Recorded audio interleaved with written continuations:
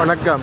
கும்பகோணம் கடித்தெரு தீபாவளி வியாபாரம். பொதுமக்கள் தங்கள் உடைமைகளையும் சாரங்கபாணி மற்றும் செல்போன்களை கவனமாக வைத்துக் கொண்டு கடைகளிலே சென்று பொருள் வாங்க அன்புடன் கேட்டுக் கொள்ளப்படுகிறார்கள்.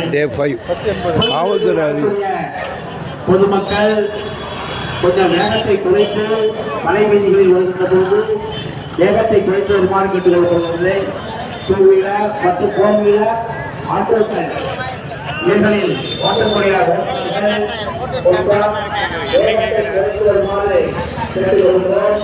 பெண்கள் முக்கியமான நகைகளிலோ ஏழு கவனத்தில் தேவைப்படுகின்ற பொருட்களை வாங்குவதற்கு கவனத்துடன் வர வேண்டும்.